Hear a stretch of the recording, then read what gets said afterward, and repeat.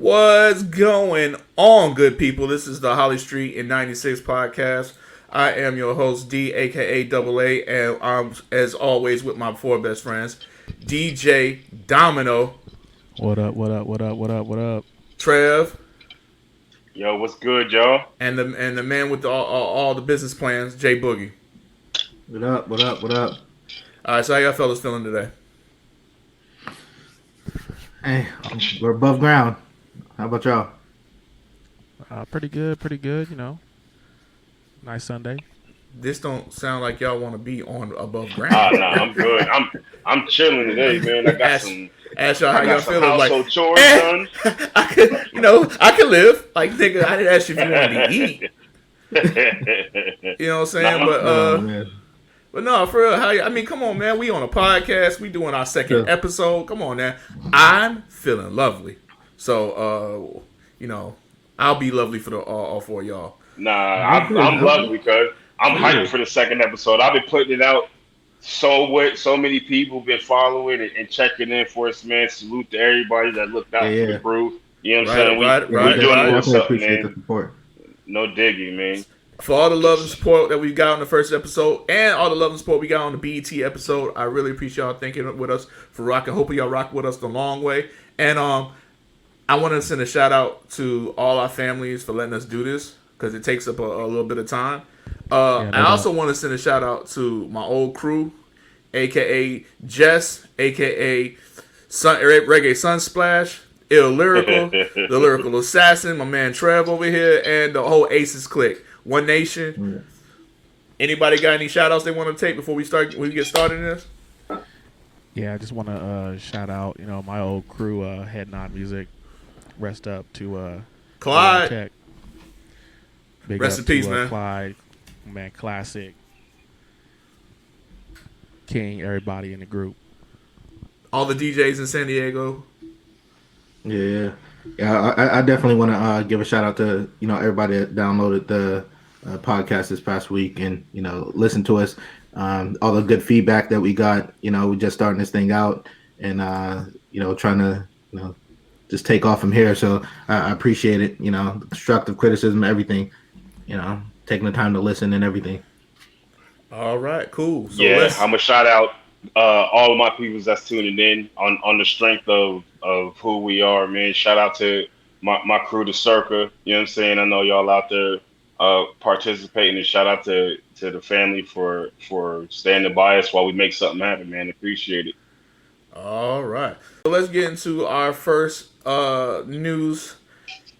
Cash Money Records icon Juvie has found a new hustle during the pandemic. All right, so Juvenile has used the COVID-19 pandemic to continue practicing his mantras of breaking through singles like Ha. The New Orleans rapper has started on a high-end furniture company called Made by Juvie and has utilized his Instagram page to show off different creations to likes of trombone shorty, various wall mounts, personal bars, liquor dispensers, and the whatnots. So what y'all think about Juvie starting a furniture company? Hey, I mean, I ain't gonna knock it personally. Like that's news to me. I appreciate that breaking news. I'm gonna go check out the page and see what it looked like. It kind of reminded me of the Spreewells. You know what I mean? So he started the whole rim thing and he had that popping for a minute. Right. I actually was scrolling through. I can't remember. It was Facebook, IG, something, and I seen it. And I didn't know that's what it was, but I think it's dope, yo. I can appreciate our legends, you know what I'm saying, still find ways to stay relevant and showcase their hustle, man. I think that's dope. And it shows a different facet of what he can do and how he can get down, man. I can respect the hell out of it. Right. Yeah. All right. So yeah, I think that's pretty dope, man. I mean, more power to him, you know what I'm saying? Yep, exactly. All right. Moving on to our next headline. Meg Thee Stallion and Fashion Nova reportedly rake in $1.2 million in 24 hours. So good news for Meg Thee Stallion. Her new Fashion Nova collaboration reportedly brought in a cool 1.2 million sales in just one day. TMZ reported the numbers on Friday, November 20th, just after the 106-piece collection went live 2 days prior. with prices ranging from $24.99 to $200. Pieces include focus on denim wear as well as dresses, corsets, bodysuits, and outerwear, all of which Meg called a labor of love to design. What y'all think about Meg raking in on $1.2 million in a day? That's an easy bag, boy. You got to give her props, and that just goes to show what her following is about. You know? Exactly. Yep. Again, you can't really hate on it. You know what I'm saying? I mean, that's what it is. You know what I'm saying? She's definitely, got that following. Hey, she can make over $1 million a day. Good on her. You know what I'm saying? Same thing with you. Think if she's listening, she'll let me hold $20, yo? Probably not. Just let me hold, Meg. If you listening, yo, props to you, ma. You know what I'm saying? I just need $20, man, so you go pick up some Heineken, yo. You know what I'm saying? Just shoot your boy a little something. That's all I'm asking, dude. Sound like you just got finished fixing our back patio porch or something. Just throw me a case of beer. Just toss me a case of beer. We'll call it even. You know what I mean? But back on. Let me hold something, man, please. You gotta say that with a cigarette in your mouth.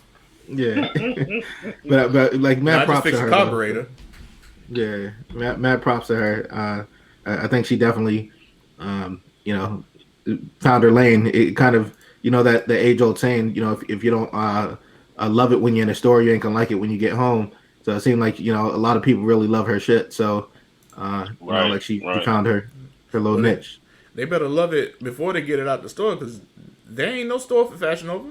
You gotta get that shit straight online. You get that home and that shit don't fit. And that's the other thing too. Yeah. So hopefully she got the good factory people. You know what I mean? I know a lot of females, got duped by buying that shit in China and be like, yo, what the fuck is this? You know what I mean? They get a size medium. Yeah. I realized something. Somebody, I don't know if I was talking to somebody or I seen it online or something. Somebody pointed out Meg Thee Stallion album, which we're going to cover on today's podcast. That's her first. This her debut album, so she amassed the following to get that kind of money up before even dropping the album. Like when I hear stuff like that, that's the kind of intricacies that I look at and that I notice, and I'm like, damn, it's really possible to extend your grind and your hustle with or without music. You know what I'm saying? Now, granted, everybody knows Meg Thee Stallion, and she has done songs with Cardi. She's done songs with DaBaby. She's got her catalog is already enough to where she's known. But if you think about it, it's kind of backwards from how we grew up. You know what I'm saying? Where it was like music first, and then you branched off with a side hustle. She was able to kind of do music and stuff, be it mixtapes, underground, whatever, and amass that kind of a following without a debut album. That shit is monumental to me. You know what I mean? Yeah. Well, honestly, listen, I'm sorry. She didn't have 2 debut albums. I'm sorry. I'm tired of. I'm almost gonna say it here. What y'all call mixtapes today are not mixtapes. They are albums. Y'all are making albums, but calling them mixtapes so that you can feel what you can feel and then make a perfect album. No, she had 2 albums already. She just called them mixtapes. I mean, true, but in the respect of the difference between the album and the mixtape, they would be considered mixtapes if they weren't on whatever record label she's with and she put it out through the record label.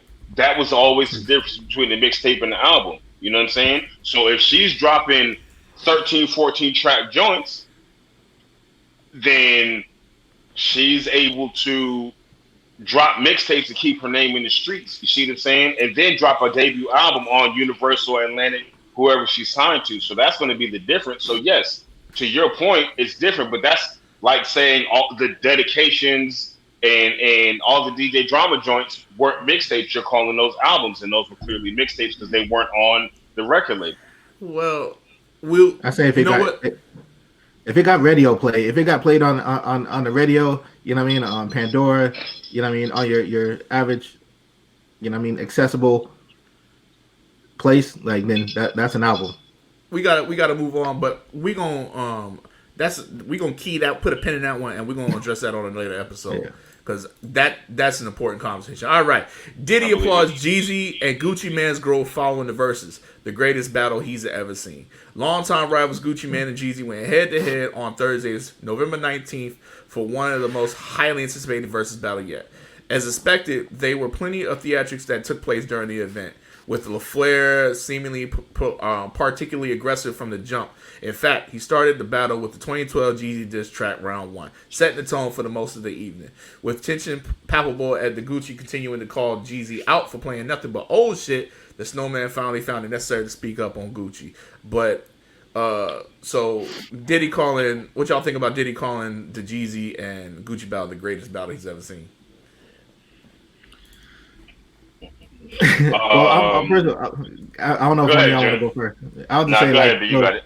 So again, you know, what I mean, I'm kind of late to the whole watching the Versus joint and all that, but you know, I'll just say this. I'm definitely a Jeezy fan. Get that out off the top. You know, I like some of, you know, or a lot of Gucci stuff, but you know, I'm not like, you know, his number one fan or anything, but I like his stuff. But my thing when I tuned in, the first thing I noticed is why it looked like Gucci brought all of ATL with him and Jeezy pretty much riding dolo. Personally, you know what I mean? So like, that's the one thing that stood out to me as they was doing the verses. I'm like, yo, I mean, the stage on the right it's only but so much space, and it looked like you got a whole runway. You know what I mean? You know how normally they have the whole hype men up there and all that stuff. Like, I was like, what's going on? But that's my little 2 cents, man. Jeezy won that for me, by the way. Oh, Jeezy definitely won. But with this, that's coming up in the we're covering that. It's its own segment. We got to talk about that more in depth. All right, moving on. Yeah, I think I know you said moving on, but I kind of got to. No, go ahead. I think calling it the most anticipated or most hyped or the greatest battle. I mean, I can see where he's saying it, and I can understand why, because ultimately it was a matter of settling the beef. You know what I'm saying? Airing it out and then bringing it back together. You know what I'm saying? So I can respect what Diddy was saying. However, the greatest. Mind you, Diddy is he originally comes from being like a top hype man. You know what I mean? So he just the greatest. Stuff, you know, the greatest though. The greatest, like, he was in the East Coast, West Coast, like he was in the middle of it, and it was some fire that came out of that untimely demise, obviously. But wait. He didn't say battle. He said versus battle. Okay, fair point. I still won't agree with that because I think, you know, I like the Snoop DMX and yeah, that's what I'm saying. I think that one was a little bit better, but also I think he's more concentrated on the fact that it's trying to quell. I think he was talking about it's trying to quell with everything that's going on the streets with all these rappers getting popped. You know what I'm saying? They were trying to quell a long-standing beef. So I think that's why he said what he said. But yeah, teach his own. I can rock with it.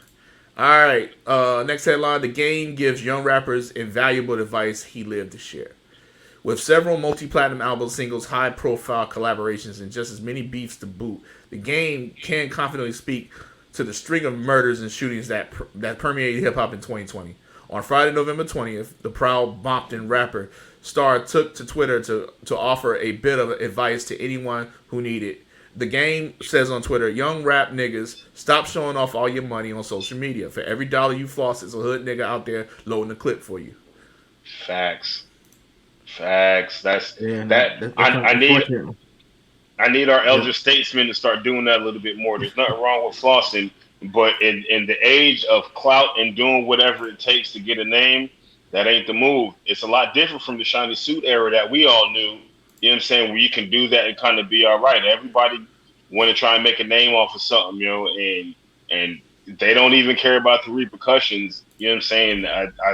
I can respect the hell out of Game for stepping up. I know some will call him corny or whatever because he did all that beef nonsense and all that back in the day, but with age comes growth, or it should anyway. You know what I'm saying? And being able to look back and and impart some kind of advice, man, you gotta appreciate that. Yeah, I definitely think I'm a game fan too, so I appreciate that sentiment, especially I think coming from Cali, and if you're of a respective age, which we are, we done been through that era, in Cali, the shit that most people only seen on TV, the Boys in the Hoods, the what I mean, crazy shit, Crenshaw, the gangs, we done lived that, so and I like to think from when we went back there previously, things had gotten a lot better. Like when I went back for your wedding, Dietrich, and yours, Derek. Hey man, things got a lot better. I didn't tell you to mention my marriage on this show. Hey, anyway, ain't nobody checking. I'm saying, my point is, I don't know who you talking about. I'm gonna make a quick point though. Like I'll make a quick point. Shouts out to my wife. That's relevant to this. When we went out for like your bachelor party night, and we end up going out to the club, whatever. Club is packed. And they playing the rowdiest songs. You are leaking like a leaky ship, man. Listen. It's relevant. You are leaking. Listen. OPSEC for real. No, listen. Matter of fact, then what bachelor party? I wasn't there. I wasn't there either. No idea let me finish saying what I gotta say. All right, go ahead. Point being, when they started playing those super rowdy gangster type joints, I started getting that old feeling the way like I used to. I know like when we used to go to house parties and stuff like that back in the day, and the shit got rowdy, you always aware the exits before you go into the parties. You lacing up your shoes, boots. You don't know when some shit's gonna go down, all that type of stuff. And so I'm expecting that, and but when we went to the club, everybody's throwing up their different sets and all that stuff, giving each other daps and hugs and all that. It was way different than what I expect from us growing up. However, I think a lot of that environment has still started shifting to the east. You know what I mean? So like I think that stuff is still out there, but your Chicago's and even now more so here on the East Coast, there's a lot of gangs, Bloods, and Crips and all that stuff or whatever. Which it's I don't know, it's different, it's crazy. So I think Game, speaking on that, I think he's just kind of letting people know that like, hey, that shit is still relevant. It those days are still here. What you think? What you think, Domino? Just being out here on the West Coast, what I'm saying, it's it's much more calm than it was back in the day. People walking around in red or blue and ain't even getting checked really. What I'm saying, at least down in these parts. It's good on the game though. They really kind of speak some knowledge and some truth into it, and show that growth, like Trevor was saying. You know what I'm saying? Word. Yeah. And you're right, June. The Cali been doing this shit for years. So we growing out of it. It's like the gang shit going on in its adult phase, and they're like, well, maybe we should actually stop doing this. And a lot of that. Shouts out to Nipsey Hussle for doing that, the legend. Yep. And so, I was about to mention the same thing. So but a lot more of this is. I attribute a lot of this shit for 2020 to coronavirus. Like niggas their jobs is gone. They at home and they hungry. And you come around with your millions and you're in like a normal spot where you might get and prayers. I want to send prayers out to Benny. He got plugged in the leg at a Walmart a couple. I think it was like last week. So, but he's home resting. So I want to send prayers out to Benny. Send prayers out to Boosie too. They talk about taking Cuz's leg, and that shit is bad. What? They're too old for all of this, man. Boosie got popped because, and like I said, I wanted to do we can do a little joint on all the cats that got killed, but Boosie got popped because cats thought he was coming to get vengeance for Mo3. So y'all the streets gotta chill right now. I know we hungry. Yeah, I know everybody ain't got the money right and everything like that. We'll get out of this. We'll come through, but y'all got to chill. All right. You got to chill. And in last but not least, in happier news, well, I don't know if it's too happy, but Nicki Minaj announced this docuseries based on her life coming to HBO Max. Nicki Minaj surprised the Barbs with special announcement on Pink Friday's 10th anniversary with a 6-part docuseries based on her life experiences coming to HBO Max. She says, quote, "I am beyond grateful and excited to share the news with you guys today," she wrote to Instagram. "I couldn't be more thrilled to have an HBO Max on board to help me tell my story in this delicate and memorable way. A way that my fans will love forever. The doc is next level, and I can promise you that." The series, filled with 6 half-hour episodes, will explore Nicki's brilliantly creative mind and tell the story of her personal and professional growth. Nicki will take viewers on a trip on her early days, first being inspired to rap all the way through becoming a mother. The series has tapped Michael John Warner as director, who directed Jay-Z's 2004 Fade to Black. Yeah, I'll watch it. Like, you know what I mean? I'm gonna check it out. I want all of it though. Don't just show me the fluffy shit. Like, you know what I mean? I'm gonna check for it. I got a level of respect for Nicki. She's able to showcase her joint and how she came to fruition. But I'm with June. I need mixtape grind all the way through Young Money. I need her to talk about all of the controversy and everything. I need to see pre and post Plastic Nicki. I need to see the whole shebang. Show me, talk all of it. Exactly. Talk all of it. Don't just get a fluff for your barbs, because you got other people that you can talk to and reach out to. So the whole thing. For sure. Exactly. I need all out. I want, like, from bus past Nicki to now. You know what I'm saying? For sure. Started off with bus past Nicki. You know what I'm saying? Yeah. The Metro Card. I Wayne found her on a porch step. We're spitting.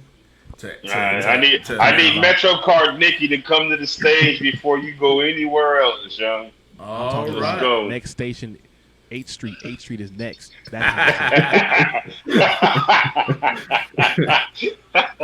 All right, y'all, and that's been the news. Yeah. So now we're gonna keep this train rolling. We're going straight into new music, right? We got 5 joints, 5 albums that we covered. We're gonna tell y'all what we think, and then we're gonna smash it or trash it. So we gonna fling that out the window, or we gonna bump that in the crib. So for our first up, we got none other than Meg the Stallion. Good news. Okay. Man. All right. So my Meg shit's tough.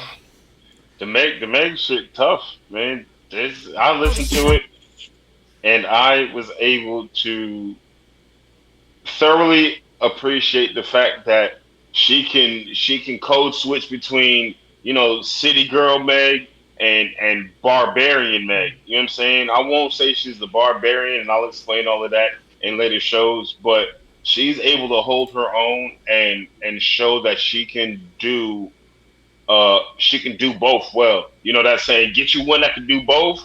Meg can do it. And the album had a lot. It was sample heavy, but it was done in a way that worked for Meg the Stallion, and I recently became a full-fledged fan of Meg, and this album solidified it for me. What you think, June? I'll be honest, I haven't had a chance to fully listen to it, but what I have heard of Meg's, so far, it's okay. You know what I mean? Like, but I say that leaving room for me to be pleasantly surprised. You know what I mean? So, like, and that's what I'm hoping. Like, again, I know this on Meg, but again, Cardi's album when her joint dropped, of course, Bodak Yellow was already popping, but I didn't expect much more out of that. You know what I mean? But then obviously I was pleasantly surprised and like, oh, okay. You know what I mean? So I'm hoping the same thing happens here. Right. I'm gonna tell you the truth. I put this joint on. I went and picked up my controllers. I got into 2K21. And I just let it sit with me. And I was like, the hate was ready to come out. And then all of a sudden, about 5 tracks in, I'm just bobbing my head, just bouncing like, I haven't heard a track I didn't like yet. So it's like, they're not super lyrical. It's not Mobb Deep or anything like that. But she was getting busy on that album, and I thoroughly liked it. And my rating is I bumped this in the house. Like, you know what I'm saying? Like, it was dope music. The beats, and she got the cheat codes. Oh, let's not talk about all her cheat codes she got. She's putting, whoever's doing her beats is putting all these favorites of mine inside these. They're making tracks out of these new favorites, like Who Shot You, and she has some other joints. Oh my god, I'm not too keen on Badia, but that's TikTok. That song was made for TikTok and TikTok. Yeah. Absolutely. So my rate, I give it a bump in the house. What y'all give it? Oh yeah, I bump it in the house. I bump it in the whip. I'll rock with it. I will absolutely revisit the Meg Thee Stallion album. Absolutely. Yeah, again, I gotta thoroughly listen. I always live by the phrase, don't criticize the cuisine before it's served. So I gotta wait and see. Look at the bar drop. Okay. Right. Okay. And what you got, Domino? Let me hold $20. Meg, let me hold $20. All right. So we got next joint. We got the Recession Deuce from Jeezy. Let's go. What's going on? That shit. I bumped that shit, and that shit was just. I loved it. I was a fan, but I'm a Jeezy fan anyway. And usually when artist tries to play off of the success of one album by making a part 2 of it, you kind of got to sit and hope that they do good. And it happens for the most part. Hov has done it with the Blueprint. Rick Ross did it recently with Port of Miami 2, and I'm happy to say Jeezy did justice with the Recession 2. I'm front to back on the Jeezy album. And Jeezy isn't one of those artists that will always have a front to back album, but for me, Recession 2 was solid. My favorite track on Recession 2 was Death of Me. Like I'm that's my joint right now. That's the joint I'm rocking with. Yo, that's a bop right there. I don't care what y'all say. That joint. Can you see it? Like that's a 2021 we can get back outside joint. You just rolling through the town. I was rolling that joint 2 days ago. I had that shit aired out. The Jeezy album's solid. I ain't going front.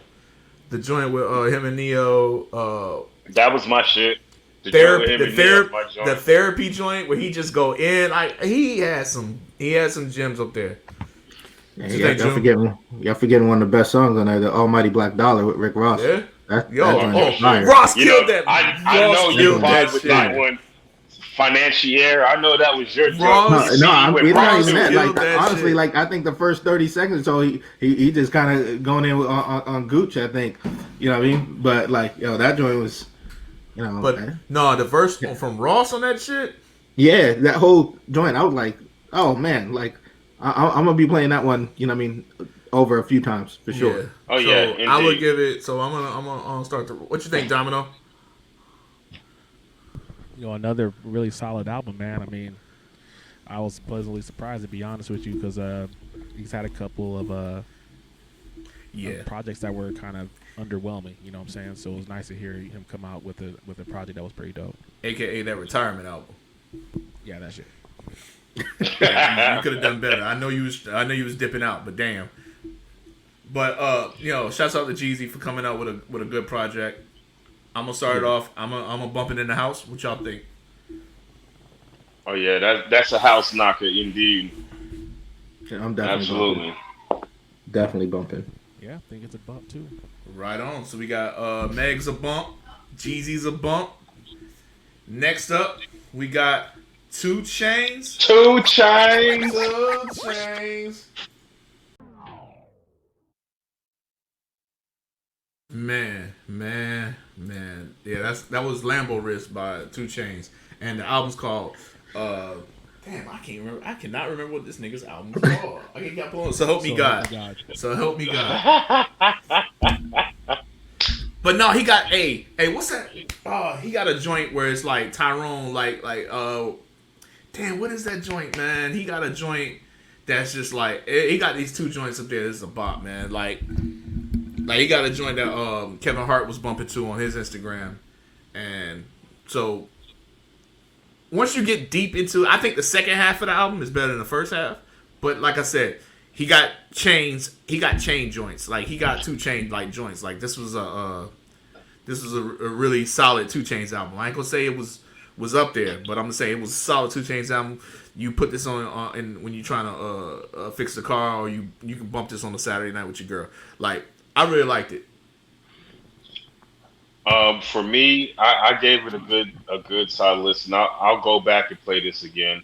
I can say a standout track for me is the honestly the Quarantine Thick joint with Mulatto was alright, because I don't know much about Mulatto. You know, I'll keep it 100, but that song was dope. It was almost like, you know, like they've done this more than one time before, the way that they was able to kind of feed off each other on the song and kind of pump each other up. You know, that one. And as much as I'm not a fan of Kevin Gates, no disrespect to Gates, is just not for me. Ziploc is hard. Ziploc, yeah, I was gonna say you Ziploc tripping. You sleeping on. I do like Kevin Gates, Gates, boy. man. Yeah, you That's sleeping. just me. But we're gonna That's have to part that conversation. We definitely gonna have to pick that one back up. Yeah, I'm a Kevin Gates fan. I wasn't at first, but I forget what joint it was that turned me over. But yeah, I got some of his old school joints. I put you on. I'm gonna send you one to look up. One of his old school.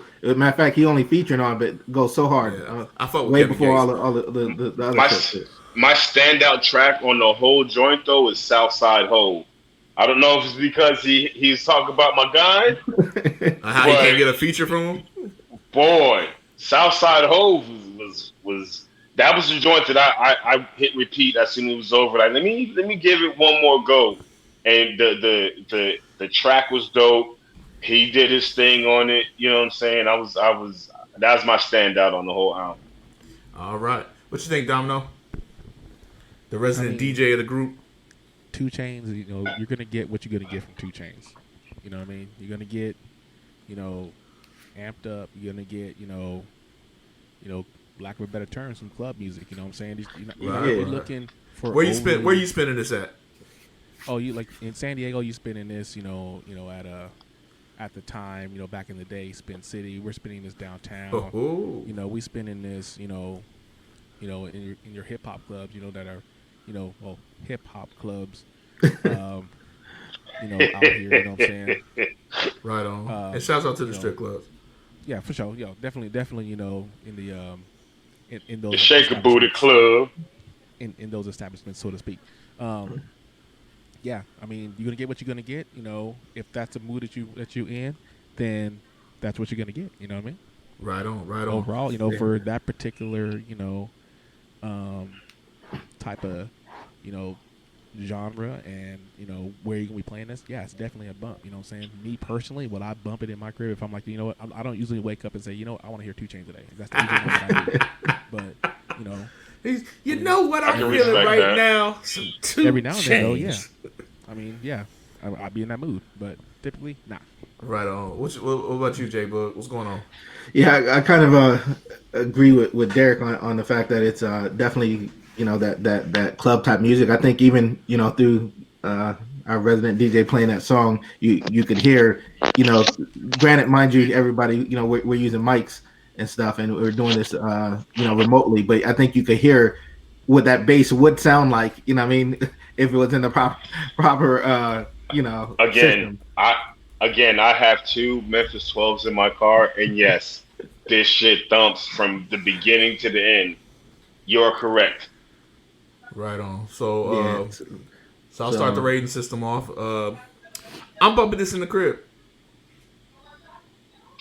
I'll bump it in the crib depending on the circumstances, i.e., if it's me and wifey and we sitting there, we pulling up a little something, we just trying to, you know, get a little vibe going. Yeah, but like I'm not cleaning the crib to this. I'm not gonna wake up like Domino said. I'm not waking up like, oh yeah, this is this 2 Chainz. But it has its place. So I would never trash it, but I'm not gonna automatically bump in the crib. I'll give it a good down the middle. All right, Bug, what's up? Oh, go ahead, Domino. My bad. Yeah. in my eyes, that's a circumstantial bump. That's my category for that. Circumstantial bump. I'm gonna bump this on. I may bump this. Yeah, definitely probably wouldn't be. So I mean, for me, yeah, I don't know. Saturday mornings or Sundays, you know, what I mean, preferably Saturday.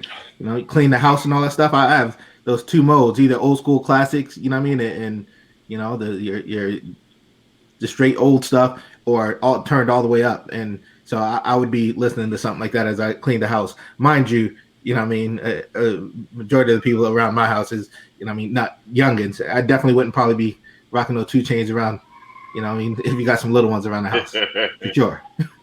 They gotta learn. They gotta learn. They gotta learn. They gotta learn. All right, and the next album, the last album that we're going to review today, will be the project, the joint project from Lil Uzi Vert and Future called Pluto and Baby Pluto. I will be fling honest. this shit. Hey, Domino, can you throw this up in the air and shoot this shit?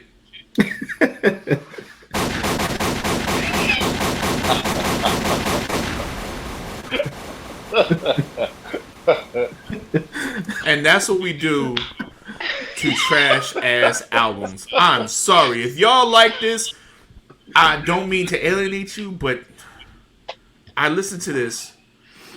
It felt like 2 hours, and it was like I don't know what was said. Like I don't know. I still don't know.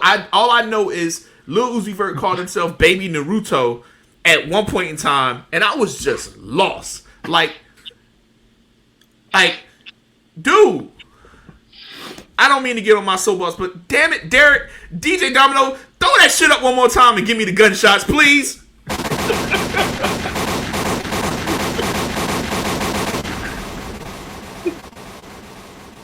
Listen, here's what I will say about this. Now, I will admit I did have intentions on listening to it. I just didn't get around to it yet. But I have 2 things to say about it, just based off of your breakdown.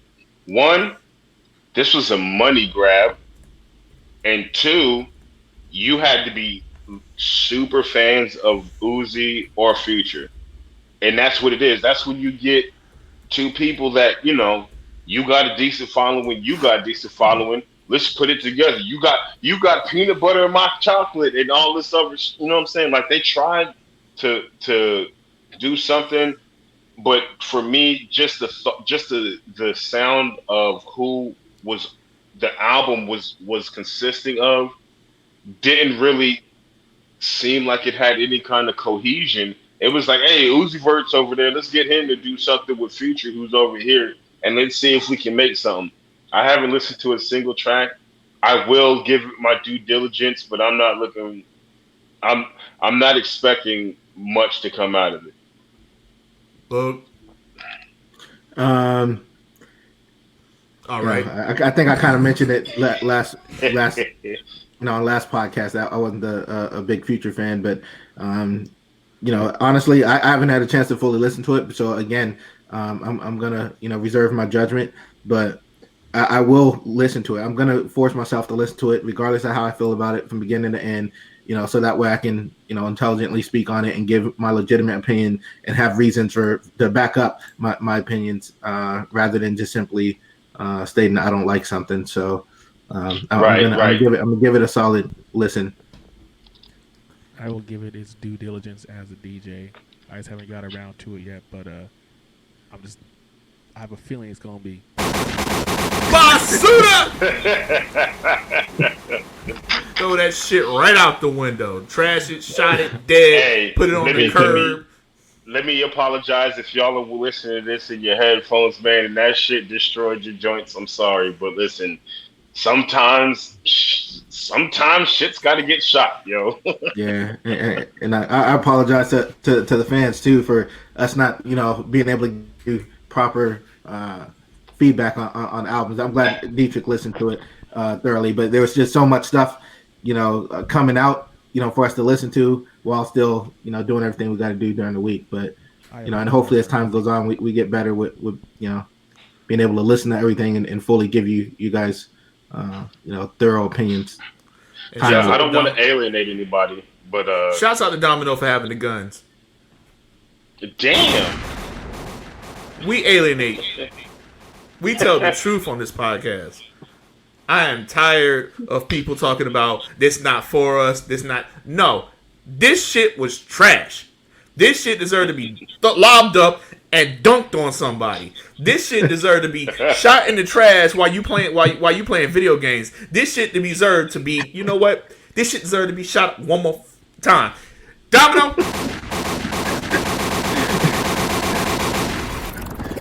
All right, and that's been new music. So, all right, so to calm it down a little bit, we gonna give y'all history lesson for today, so y'all can learn not to hear trash like that. All right, so with the history lesson is Trev with the history lesson. I'm sorry, Big Pluto and Little Pluto got me flushed. All right, hit him one time with the historical lesson. What up, good people? You're about to get a little bit of a knowledge session, if you will. So this week's podcast selection, we decided to go with one of the most highly touted MCs, rappers, whichever your destination is. This is one of the most talked about and polarizing figures to date. Generally, in any conversation of top 5 dead or alive, you're going to hear this name, and that name is Tupac. So we're going to discuss specifically the Machiavelli album, aka the Don Illuminati, the 7 Day Theory. This album came out shortly after his untimely demise, when he was shot and killed in Las Vegas. But this is one of those albums that has stood the test of time, and it has so many good songs on it.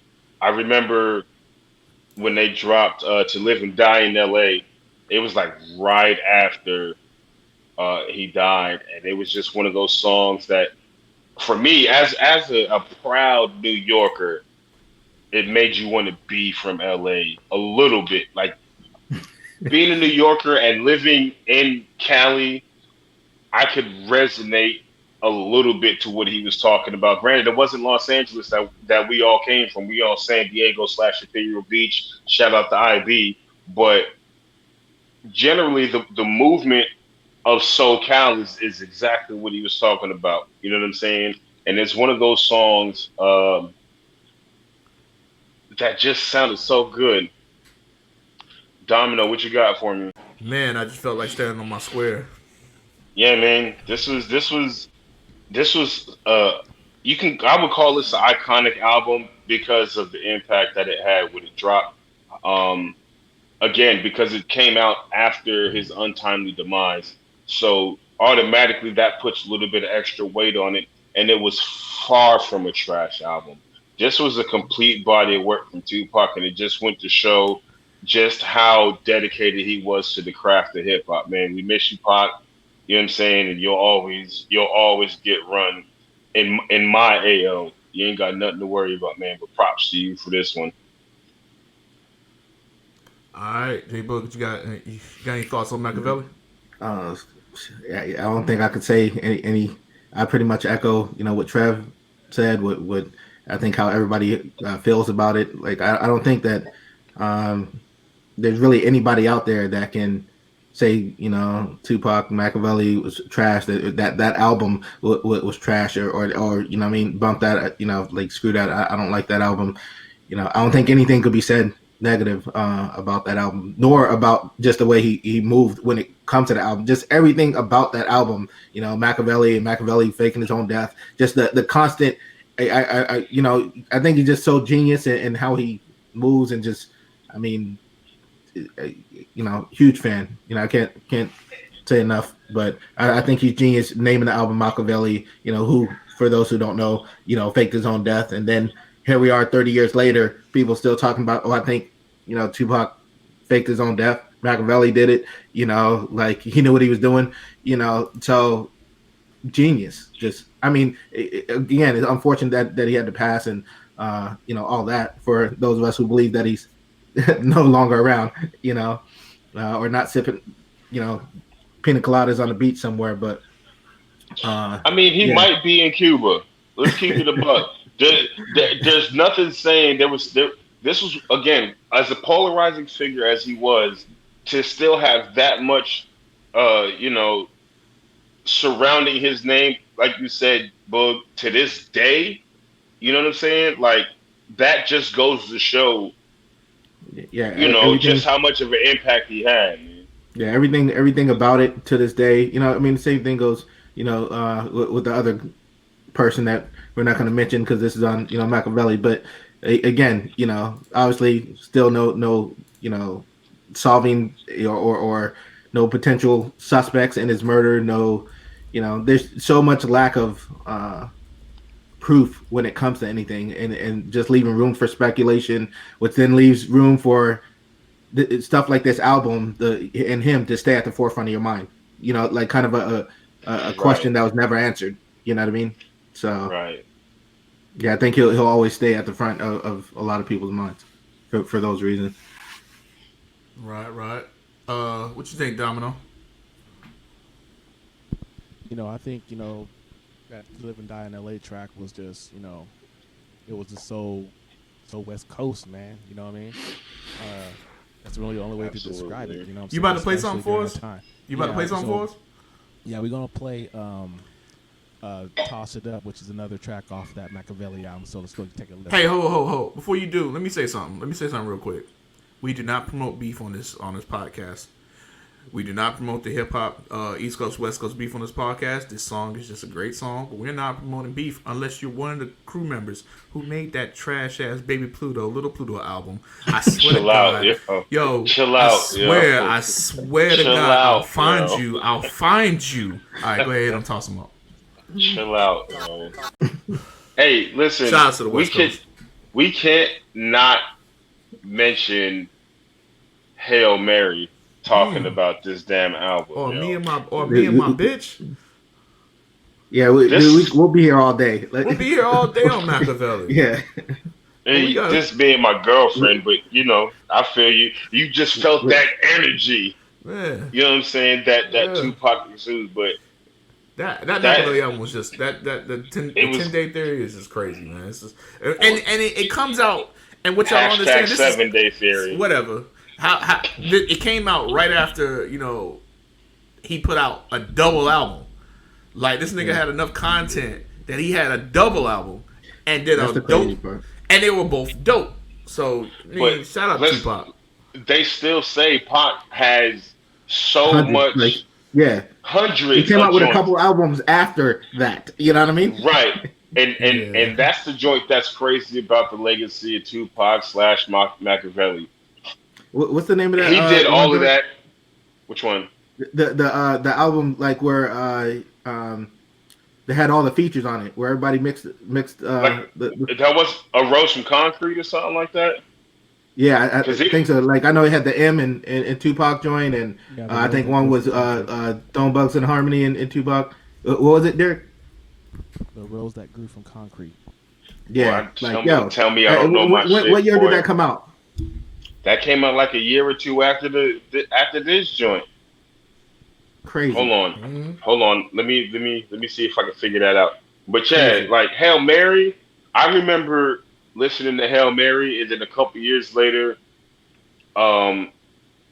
when Shady Records and Ja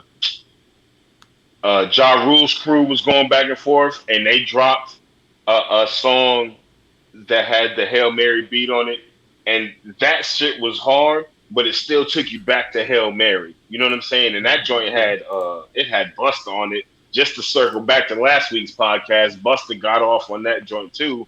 But yeah, man, Hail Mary was one of those. I'm talking to you. You don't have to misinterpret nothing. You don't have to I'm talking to your ass. You know what I'm saying? True. That shit. Yep, no subliminal.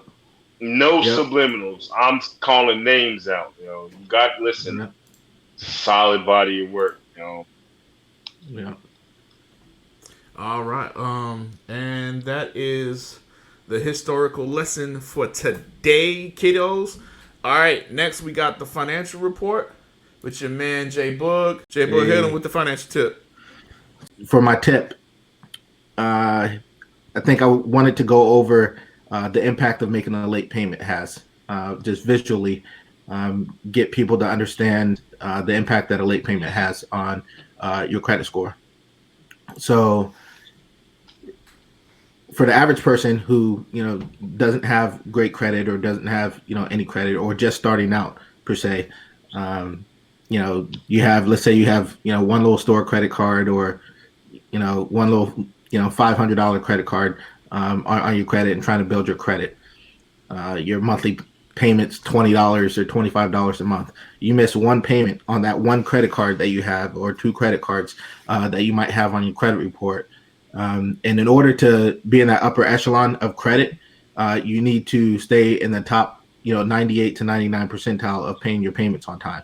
So that means if you only have one or two credit cards reporting to your credit, missing one payment, you'd have to have another 99 payments in order to get in that upper echelon of credit. So to put that in perspective, if you only have one card reporting to your credit report once a month, it would take approximately 8.25 years, to get back in that 99 percentile. And that's where having multiple credit cards or more credit cards would come in handy. So if you had 5 credit cards or 5 different things, not necessarily credit cards, it could be your car or other revolving credit reporting to your credit report, then those 5 things times 12 months. So you'll have 60 on-time payments within 12 months, and it won't take you 8.5 years. So having more credit reporting to your credit report will help you to recover from that one missed payment a lot faster. Hope that makes sense. But the point being is that in general, missing one payment, it requires a lot of work to kind of erase that one payment or to make up for it. You won't never fully erase it, but to make up for it. For every one payment that you missed, you have to make 99, basically 100 on-time payments to balance that out as it affects your credit score. So to stay in that 98, 99 percentile, which will allow you to, touch that 700 plus credit score. Right. That's pretty much all I got. Anybody got any questions? Yeah. So if I miss that $120 payment, is there any way? So if I were to make a double payment next month or whatever to try, do the credit bureaus understand that kind of thing, or is it just you mess that one up and you have to play catch up? That's kind of a good point. So one, there's no making it up. You know what I mean? If it reports to your credit, then it reports to your credit. But that being said, it doesn't report to your credit until you're over 30 days late.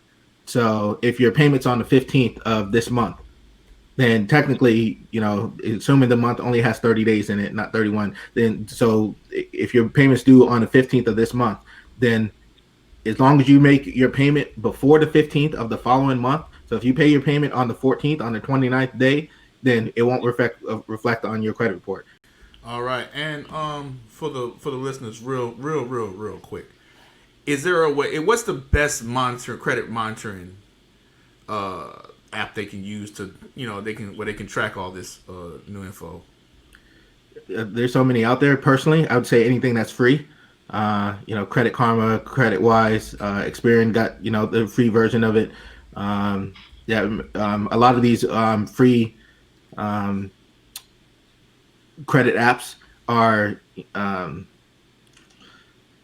basically sponsored by the credit bureaus, your Experian and other places. And obviously, as they're telling you about your credit, they'll also be marketing other, stuff like, hey, you can save some interest here if you, consolidate your loans to this personal or signature loan at 26%. Mm-hmm. Most of it's bull crap, so don't fall for any of that. So it'll probably put you in a worse financial situation, but they're marketing those other things within the free apps. So be careful of that. But I really, really appreciate the knowledge. Hope you guys out in the world appreciate the knowledge that my man J Boog is dropping on you. And for some more, so, you know, get your finance straight, you get the shoes straight. So here with the shoe report is the drip master himself, DJ Domino. What up, what up, what up, what up, what up? All right, so for this upcoming shoe release, it's upcoming because the shoe doesn't officially release until December 12th. This is the Jubilee Air Jordan 11.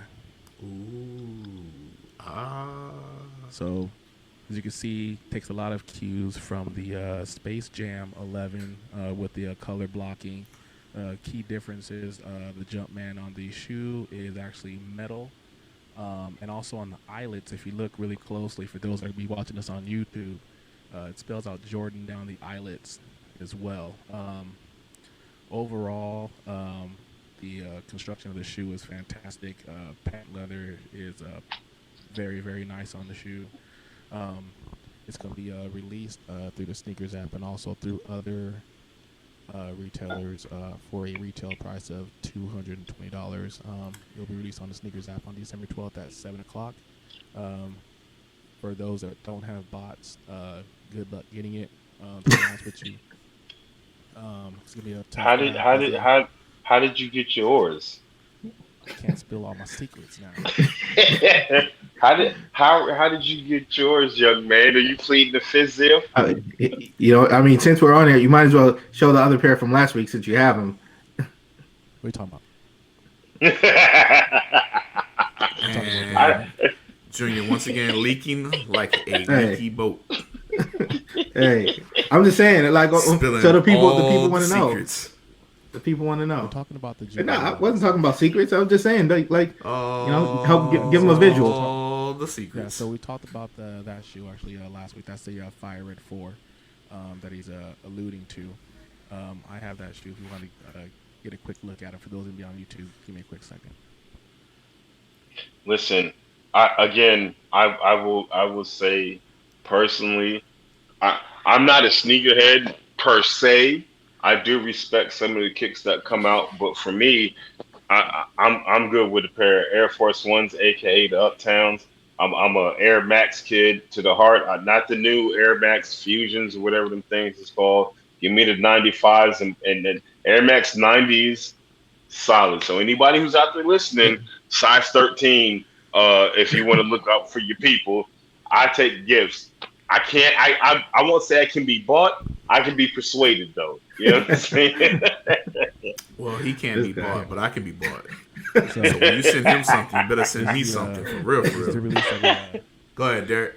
Yeah, this is the release that we talked about on the last podcast. This is the Fire Red 4, Jordan 4, be released officially on Black Friday. Show the back of it.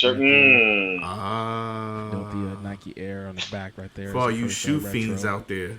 First retro also says Nike on the bottom of the shoe as well. Is being a shoe fiend like an extension of having a foot fetish?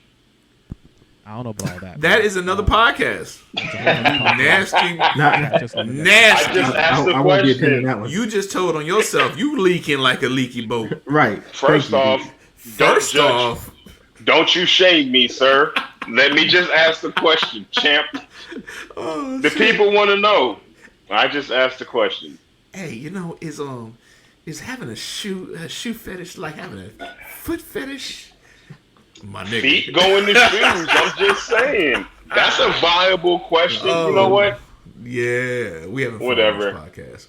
Anyway, thank you, DJ Domino, for the shoe report, the drip report, and all things in between. And so, this past week, something amazing happened. It's called the Versus. And usually the Versus is like, you know, we had Snoop Dogg, DMX, one of my favorites, because it was like a concert. We've had, you know, Patti LaBelle and Gladys Knight.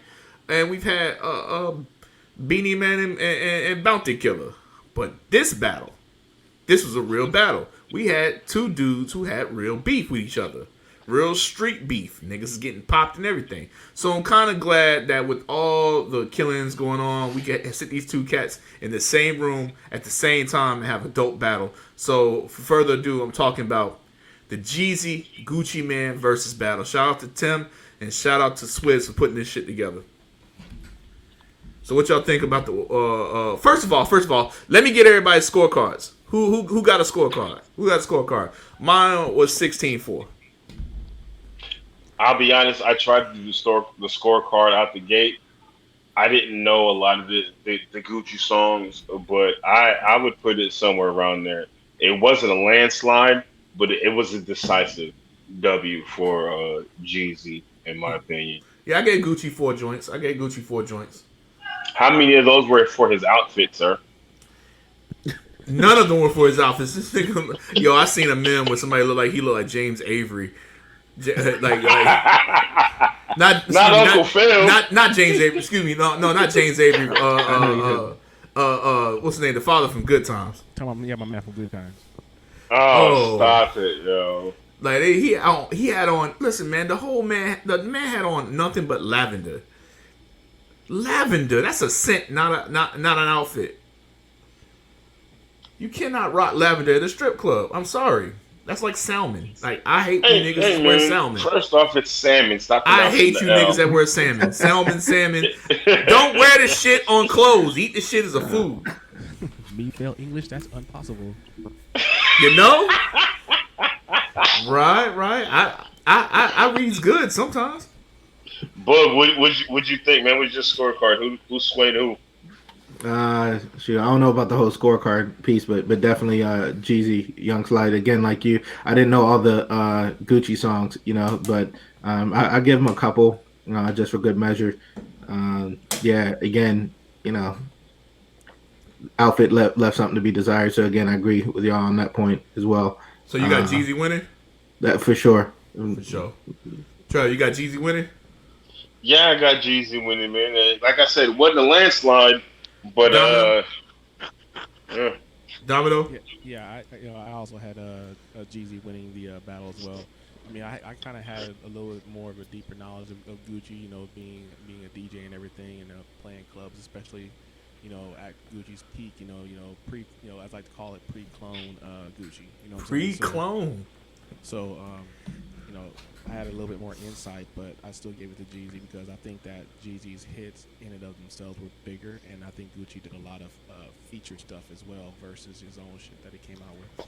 I think the problem with Gucci was he came in there trying to, get his point across with his battle shit. So, that to me was like, all right, nigga, we hear it, play some hits. You got hits, play them. Go ahead, Trey.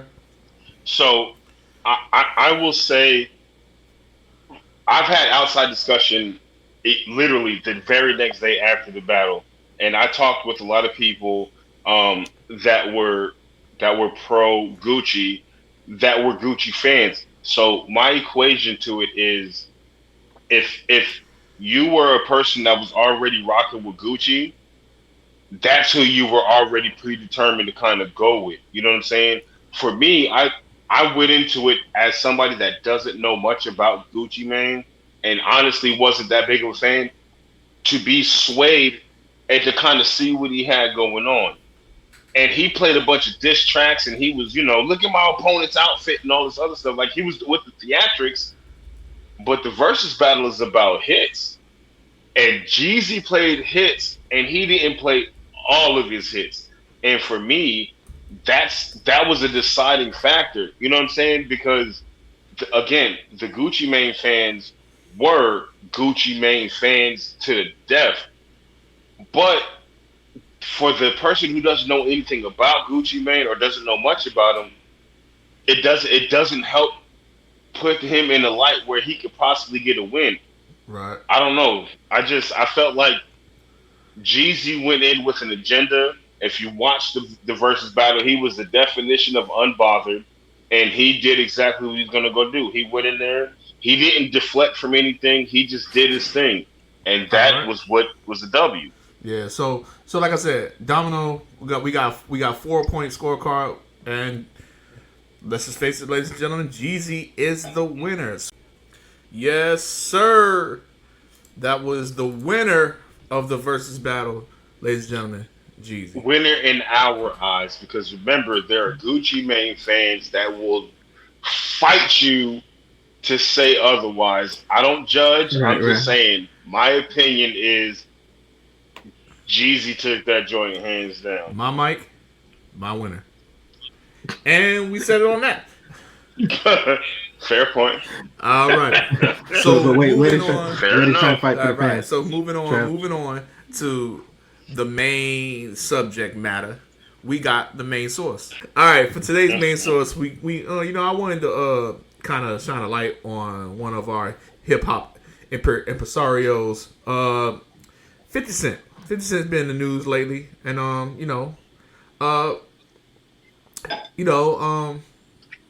he's got his shows on ABC. He had Power. He's got a little run. He had a run in hip hop, and I just would and Trevor had an interesting take on 50 Cent. What was that take, my brother?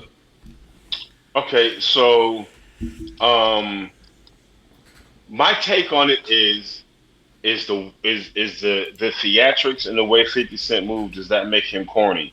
So I brought that up based off of how some of the things that 50 Cent does are reactionary, and it can be in a way that he uses topics or certain scenarios or current events to continue to make himself relevant, right?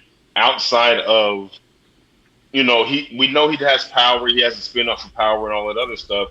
His music has kind of fallen off, if I'm gonna keep a spade, but some of the things that he does can that be considered corny, i.e., his continued beef with Floyd Mayweather Jr. That's off and on again. His somehow co-signing of known quote unquote rap rainbow haired homeboy. I ain't gonna say his name because that just ain't no point for me to do. We don't mention that name on this podcast. Exactly. And then in recent news, things going on politically. You see what I'm saying? Like, a lot of that stuff can be considered corny in certain circles. So I pose that to my cast members. Does that make him corny? J-Bud? I mean, again, mind you, folks, we kind of had this conversation and hashed it out a little bit, previously, which, brought it to the point of this being the topic. In my personal opinion, it works for him. That's how he first initially got put on, coming after Jay and Nas, and even 50 said several times, like, yo, if they didn't respond to him like dissing or coming after them, he might not be where he is now. So I think it's kind of his winning formula to stay relevant. On the other spectrum, I remember there was an interview not too long ago where someone asked Rick Ross how come he didn't do one with do like a song with 50, and he was like, well, if he was still relevant music wise, I would have done one with him, but I don't really feel he's relevant right now.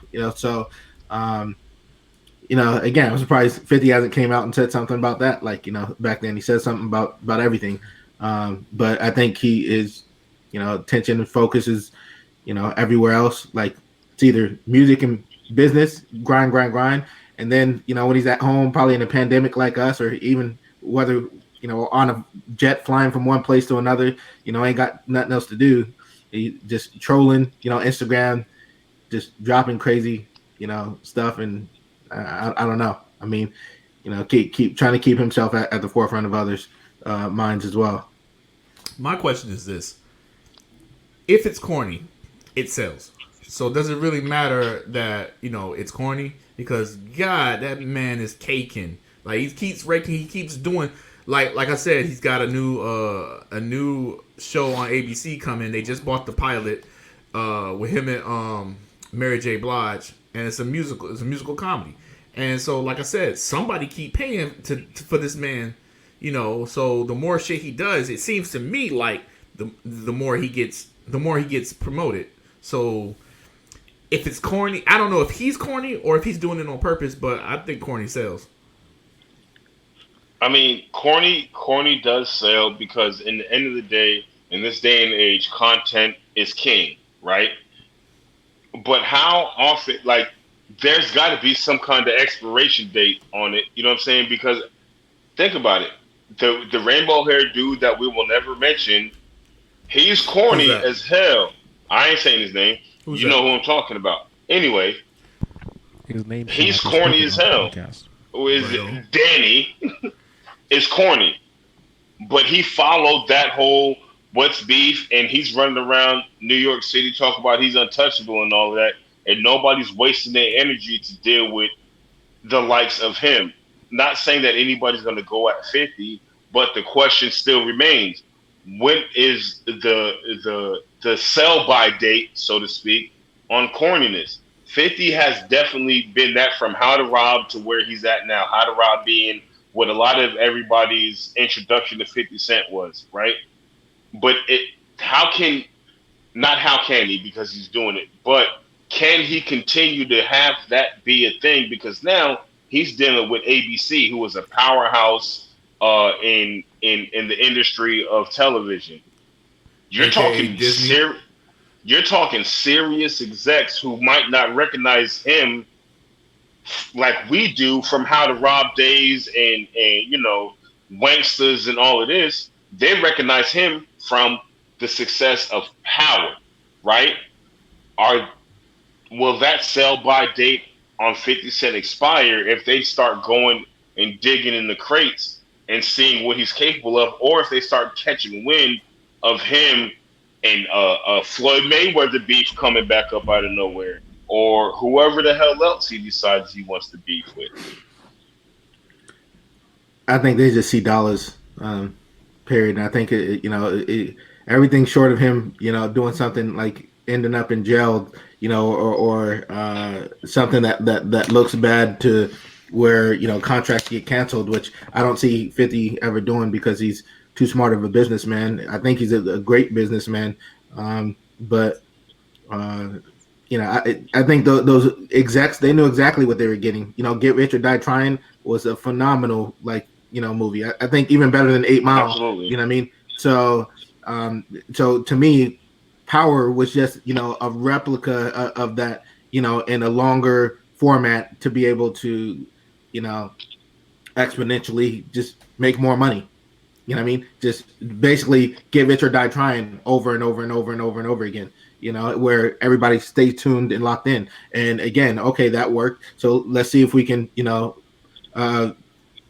put the success somewhere else. What's your next great idea, 50? What do you think about this? What do you think about that? I mean, on the flip side of that too, again, kind of like one of the little videos that he had posted before where he, talking about him being at home and just kind of reading through scripts and how he's never read so much in his life, just got to constantly read through stuff and all that, so with all that reading, he's definitely, growing smarter, more intelligent, all that other stuff. At the same time, I don't think he's trying to get too far away from who he originally is either. And I think maybe some of it's kind of like, he's lonely at the top, so to speak. You know what I mean? Don't have that, core group of people. I still don't think G Unit's as tight as it, was at the beginning or whatever, even if they are still talking or whatever.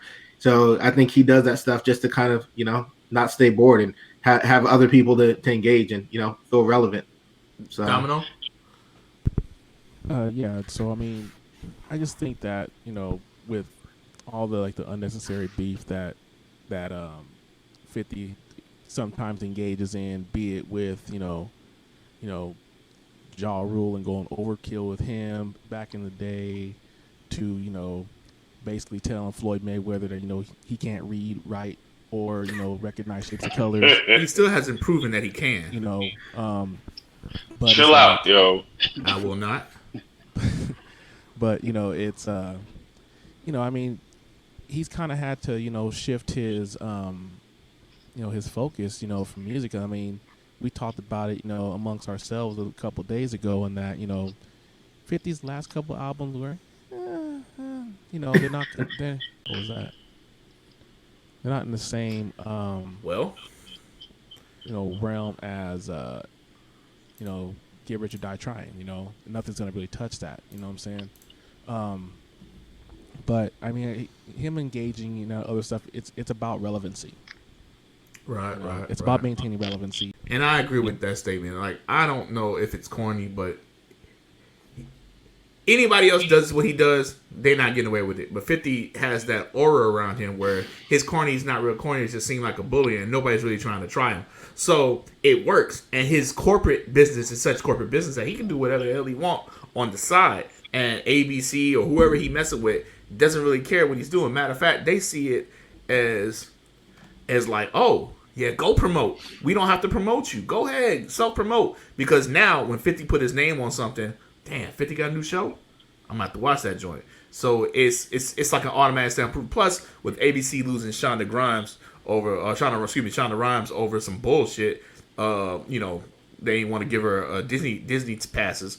You know, they don't have that super mega producer of different shows. They still got my man that created Blackish, but you know, 50 provides that other source of TV. So, you know, shout out to Kenya Barris.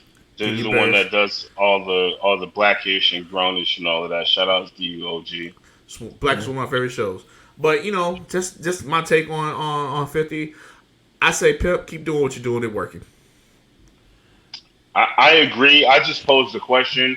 I am a fan of 50 Cent. And you know, his to me his theatrics are lighthearted to an extent. They're comical, not in a malicious way. I'm not trying to be malicious when I say it, but I mean, you know what you're getting when you mess with 50 Cent, and you know what he brings to the table. He's gonna bring views, he's gonna bring numbers, and he prints his own money with the things that he does. You see what I'm saying? He has his own money. By the way, Coming to America 2 is coming out next year on Amazon. Peep it. On Yeah, Amazon? I don't. Yeah. What? I mean, yeah, it's come on Amazon. I think they were trying to get it on Netflix, but I don't know what happened. I think it might have fallen through, or But you it's know, coming out. That's the point. yeah, because of the pandemic, they're not rushing to put anything back in movie theaters. Right. I can speak now. Again, we have now gone past the main source, so we're talking our own stuff. I was hyped for Top Gun 2. I was gonna say that, but I didn't want to get off topic. Me too. And pandemic has taken us away from a lot of the stuff that a lot of people was talking about. Well, listen. And ready to go see. Yeah. Well, I think because on Christmas Day, they're releasing Wonder Woman on HBO Max and in theaters. But if you have HBO Max, you don't have to pay extra for it like you did with Disney. So I got HBO if Max. Shout out to y'all. if that works, then bam, you know, they're gonna put more of these movies that we were supposed to get next year. Because I'm still not going outside until this is safe. So, but ladies and gentlemen, that was the main source. I hope you enjoyed our little mini 50 Cent take. If you know him, don't tell him that we said it. Said any of this stuff. So we're gonna close up the show. You know, we have fun. Fellas, what about y'all? Y'all have fun today? Definitely. Right, Yeah, man, right. I had a great time, yo. You know, it's always good to get around my brothers and shoot the shit like we do. Cool. So thank y'all for listening. For those that are listening to the podcast on Spotify, iTunes, or the audio version, we got more in store for you. But for those of y'all that's listening on YouTube, I'm sorry, YouTube won't let us play music. So you gotta stop here. You can't go no further. But do y'all got shout outs? Trev? Yeah. June, what you got? No, I was letting you go first. Oh, all right. Yeah, I got shout outs, man. We'll get in depth in later episodes with each of the people or the personnel I'm going to shout out. But I definitely want to shout out, Sugar Hill Soap and Candle Company. That's my aunt's soap and candle company. Look it up just like that. Google it. It's got a hip hop flavor for all your soaps, candles, beard oils, body butters. If y'all are with that, you know what I'm saying, which I know a good majority of y'all are.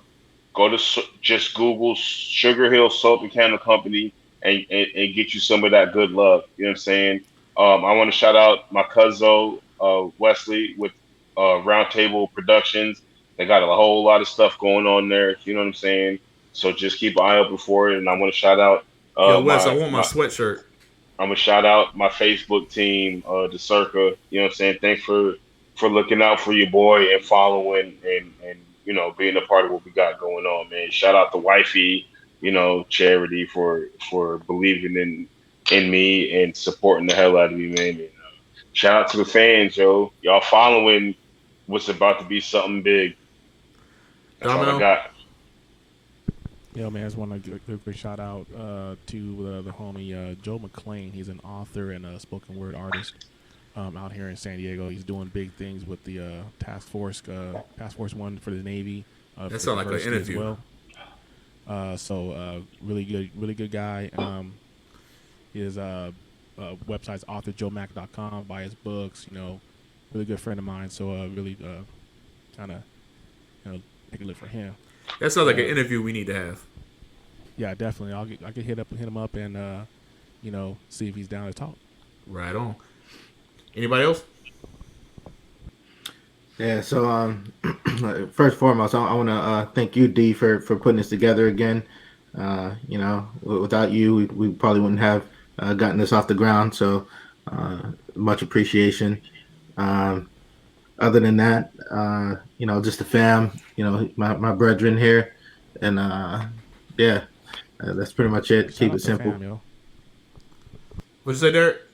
So yeah, shout out to the fam and everything, yo. Right. 100. Yeah. Hey, listen, I need everybody to understand. This is not a joke. We are legit best friends and have somehow stood the test of time, What y'all are hearing is not manufactured. This is real. This is authentic. This is as good as it gets, and it's gonna get better, Y'all are on the ground floor with episode 2, and we are building. So build with us and understand. Y'all are seeing something that's never been done before. All right. And like I said, shout outs to my family. Shout out to my mama. She probably listening in the living room. Shout out to my wife who's at work always. And shout out to my best friends, man. And shout out to let's be real, shout out to the other Hollis Streeters. There are some more of us. And in the coming weeks and months and years, hopefully we'll get to interview them all. So shout out to Zekway. Shout out to Anton. Shout out to Eddie. Yeah. Shout out to Floyd. Shout out to Sam. Shout out to James Jamar. Joseph. Shout out to my brother Jamar Austin, a.k.a. BC the Brady Child, a.k.a. that other name I can't even remember, but it's some weird name he got. But anyway, the kid can flow. If you don't know, now you know. He's going to be on here repping sometime soon. All right, so that has been the show